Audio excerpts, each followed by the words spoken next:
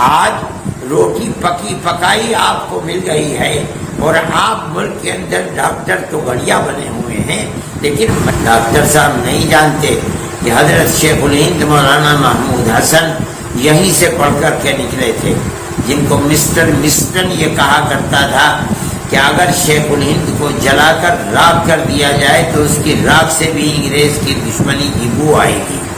جمعیت علماء اس بنیاد کے اوپر جو کام کرتی ہے اس کام کے اندر ہندو مسلم کی کوئی تفریق نہیں ہوتی، ہم آج بھی کام کر رہے ہیں۔ میرے بعض دوستوں نے مجھے آج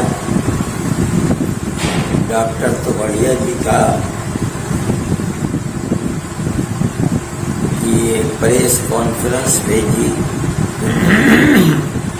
جس میں محترم ڈاکٹر صاحب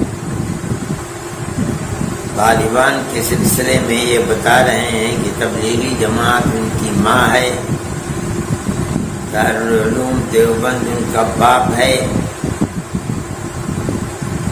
اور انہوں نے یہ مطالبہ کیا ہے کہ تبلیغی جماعت کو، دارالعلوم دیوبند کو اور جمعیت علماء کو بند کیا جائے۔ یہ نہیں انہوں نے بتایا کہ جمعیت علماء ہند سے طالبان کا رشتہ کیا ہے، آیا جمعیت علماء ہند ان کا چچا ہے، تایا ہے، ماموں ہے، خالو ہے، کون ہے، یہ نہیں بتایا۔ لیکن مجھے حیرت ہوئی کہ طالبان کو تبلیغی جماعت سے جوڑا گیا۔ تبلیغی جماعت تو ایک ایسی جماعت ہے جو ایسی دھارمک جماعت ہے کہ وہ اگر کوئی کام کر رہے ہیں تو جو بات بتاتے ہیں وہ زمین کے نیچے کی ہوتی ہے کہ موت کے بعد تجھے کس چیز کا جواب دینا ہوگا اور تو اپنے قبر کے اندر کس طرح چین اور سکون سے رہ سکے گا، اور یا آسمان کے اوپر کی بات بتاتے ہیں کہ موت کے بعد تو کس طرح جنت میں پہنچ سکتا ہے اور کس طرح جہنم سے بچ سکتا ہے۔ باقی اس کے علاوہ انہیں کچھ بھی پتہ نہیں دنیا میں کیا ہو رہا ہے، اور نہ وہ اپنے آپ کو دنیا کے جھگڑے میں ڈالتے ہیں۔ طالبان سے ان کا رشتہ اور سنبندھ کیسے جوڑ دیا ڈاکٹر صاحب نے، مجھے حیرت ہوئی۔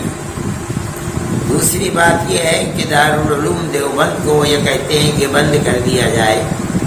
میں یہ یقین کرتا ہوں کہ دارالعلوم دیوبند کی تاریخ سے ڈاکٹر صاحب بالکل ناواقف ہیں، انہیں کچھ پتہ نہیں ہے۔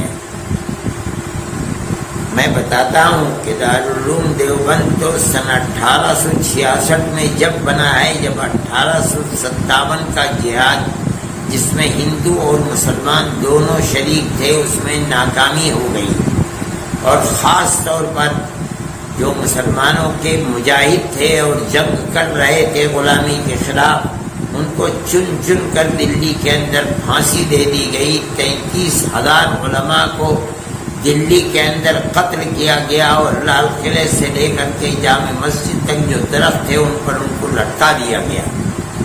اس کے بعد دارالعلوم دیوبند کو بنایا گیا۔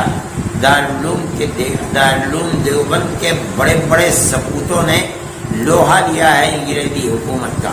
ڈاکٹر صاحب نہیں جانتے کہ حضرت شیخ الہند مولانا محمود حسن یہیں سے پڑھ کر کے نکلے تھے، جن کو مسٹر مسٹن یہ کہا کرتا تھا کہ اگر شیخ الہند کو جلا کر راکھ کر دیا جائے تو اس کی راکھ سے بھی انگریز کی دشمنی کی بو آئے گی۔ وہ آدمی ایسا ہے کہ جو مالٹا کی جیل تک پہنچ گیا اور انگریز نے گرفتار کر کے ان کو 7 سمندر پار وہاں بھیج دیا۔ مالٹا کی جیل کے اندر شیخ الہند گئے اور 4 سال رہے۔ وہ دارالعلوم دیوبند سے پیدا ہوئے تھے۔ مالٹا کی جیل میں مولانا عزیر گل گئے، وہ دارالعلوم دیوبند سے پیدا ہوئے تھے۔ حکیم نصرت حسین غازی پور کے تھے، وہ گئے، وہ دارالعلوم دیوبند کے طالب علم تھے، اور ایسے طالب علم تھے کہ وہ وہیں مر گئے اور وہیں ان کی قبر ہے مالٹا کے اندر۔ ان سے انگریز نے کہا جب بیماری لمبی ہوئی کہ ہم آپ کو معاف کر دیں گے، آپ جائیں اپنے وطن میں۔ انہوں نے کہا کہ مجھے مرنا منظور ہے، اپنے وطن کی زندگی منظور نہیں ہے کہ میں انگریز سے معافی مانگ کر کے یہاں سے جاؤں۔ چنانچہ مر گئے اور وہیں دفن ہو گئے۔ مولانا مدنی دارالعلوم دیوبند کے فارغ ہیں، مالٹا کی جیل میں رہے۔ مولانا وحید احمد دیوبند کے فاضل ہیں، مالٹا کی جیل کے اندر رہے۔ یہ دارالعلوم دیوبند کا کردار ہے۔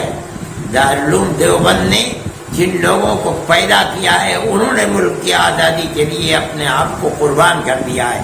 میں ڈاکٹر صاحب سے پوچھتا ہوں کہ آپ دارالعلوم دیوبند کو بند کرانا چاہتے ہو، یہ تو بتاؤ کہ آپ نے اس ملک کی آزادی کے لیے اور انگریز کی غلامی کی زنجیروں کو توڑنے کے لیے کیا کردار ادا کیا ہے، اور آپ کے پوروجوں نے کیا کردار ادا کیا ہے۔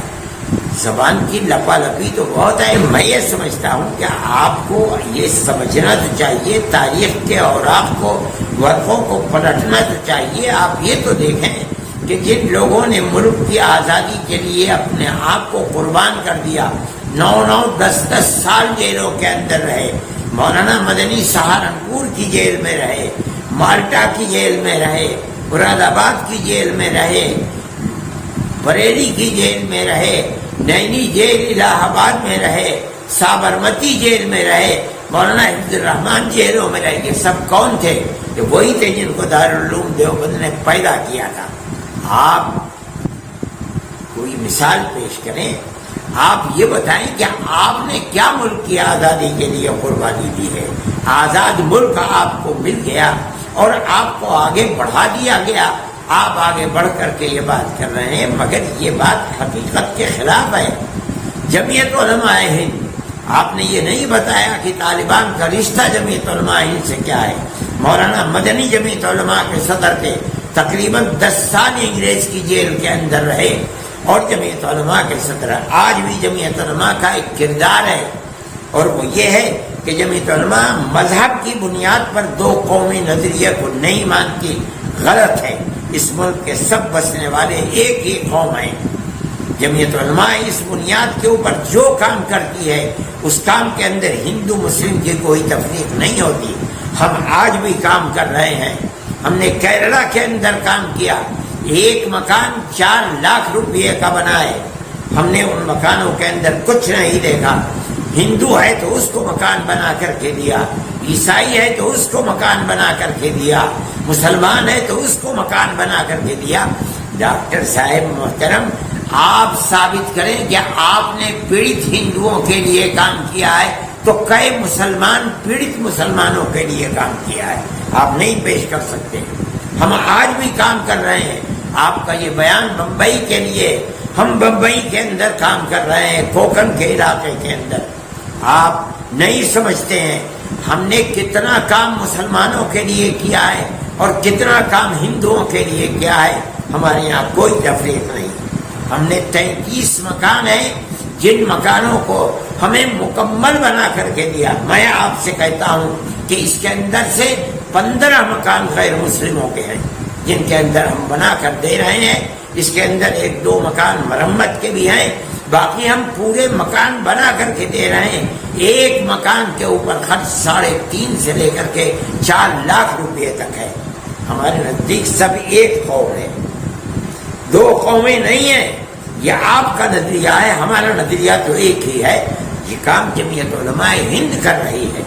آپ یہ چاہتے ہیں کہ اس دروازے کو بند کیا جائے، تو آپ یہ بتائیے کہ کام کرنے کا طریقہ کیا ہے۔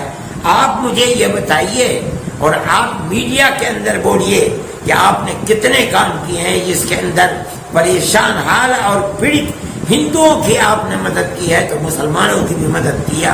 آپ بتائیں، پھر اس کے بعد کہیں کہ جمعیت علماء کے دروازے کو بند کر دیا جائے۔ میں یہ سمجھتا ہوں کہ آپ کو تاریخ پڑھنی چاہیے، سمجھنی چاہیے۔ سب کو ایک ہی لاٹھی سے نہیں یہاں کہا جا سکتا۔ آپ جو بات کہیں، آپ ایک ذمہ دار آدمی ہیں، اس کے بعد آپ یہ بات کہیں۔ جن چیزوں کو، جن اداروں کو آپ بند کرنا چاہتے ہیں، یہ ادارے تو ہندوستان کی جان ہیں اور صحیح رخ کو پیش کر رہے ہیں۔ میں نہیں مانتا کہ کسی مذہب کا ماننے والا اس نفرت کی سیاست کو قبول کرے گا۔ جو کر رہا ہے وہ کسی مذہب سے تعلق نہیں رکھتا، ایک غلط بات کر رہا ہے۔ میں یہ سمجھتا ہوں کہ آپ کو سمجھ بوجھ کر بات کرنی چاہیے، غلط بات اپنی زبان سے نہ نکالنی چاہیے۔ میرے دل میں آپ کی قدر ہے، آپ ایک محترم آدمی ہیں۔ مجھے تکلیف ہوئی کہ آپ جیسے آدمی شہرت یافتہ آدمی ایسی بات کرے، میں اس بات کو غلط سمجھتا ہوں۔ میں نے آپ کا ایک دوسرا ویڈیو بھی سنا تھا، ایک صاحب نے مجھے سکھلایا، جب موہن بھاگوت جی نے آسام کے اندر یہ کہا کہ ملک کے اندر کوئی تفریق نہیں ہے، ہندو اور مسلمان سب ایک دوسرے سے ملے ہوئے ہیں، ان کے رگوں کے اندر جو خون دوڑ رہا ہے وہ ایک ہی خون ہے، کوئی تفریق نہیں ہے۔ اس کے اوپر آپ موہن بھاگوت جی کے اوپر کتنا ناراض ہوئے۔ میں یہ سمجھتا ہوں کہ RSS کے سنچالک کی یہ بات بڑی بہترین بات تھی، اور وہ یہ سمجھ رہے ہیں کہ اس ملک کو زندہ کس طرح رکھا جا سکتا ہے اور اپنے اس ملک کے اندر امن و امان کی کس طرح پیدا ہو سکتا ہے۔ آپ نے ان کی ذات کے اوپر بھی کیچڑ اچھالی ہے۔ میں یہ سمجھتا ہوں کہ آپ کی یہ بات غلط ہے، اور جس رخ پر آپ چل رہے ہیں وہ رخ غلط ہے۔